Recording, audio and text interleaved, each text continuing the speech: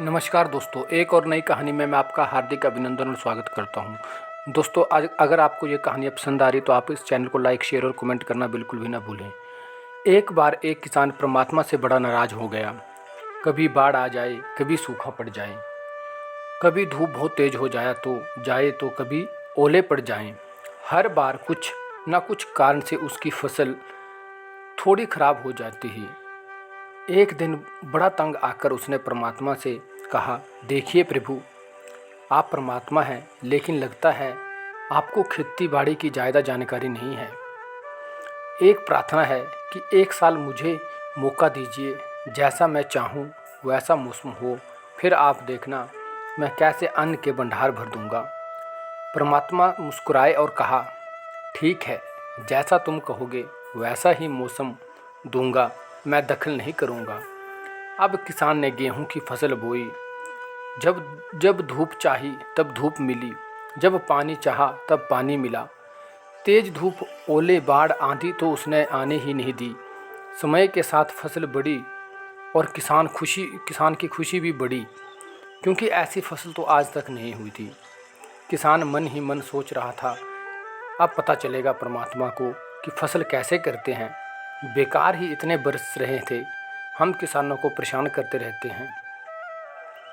फसल काटने का समय भी आ गया। किसान बड़े गर्व से फसल काटने गया, लेकिन जैसे ही फसल काटने लगा, एकदम से छाती पर हाथ रख कर बैठ गया। गेहूं के एक भी बाली के अंदर गेहूं नहीं था, सारी बालियां अंदर से खाली थी। किसान बड़ा दुखी हुआ और उसने परमात्मा से कहा, प्रभु ये क्या हुआ? तब परमात्मा बोले, ये तो होना ही था। तुमने पौधों को संघर्ष का जरा सा भी मौका नहीं दिया, ना तेज धूप में उनको तपने दिया और ना ही आंधी ओलों से जूझने दिया। उनको किसी प्रकार की चुनौती का एहसास जरा भी नहीं होने दिया। इसलिए अब पौधे खोखले रह गए। जब आंधी आती है, तेज बारिश होती है, ओले गिरते हैं, तब पौधा अपने बल से ही खड़ा रहता है।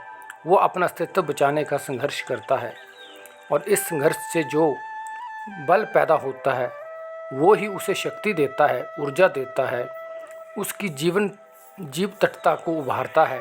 सोने को भी कुंदन बनने के लिए आग में तपने, हथौड़ी से पीटने, गलने जैसी चुनौतियों से गुजरना पड़ता है, तभी उसकी स्वर्णिक आभा उभरती है, उसे अनमोल बनाती है।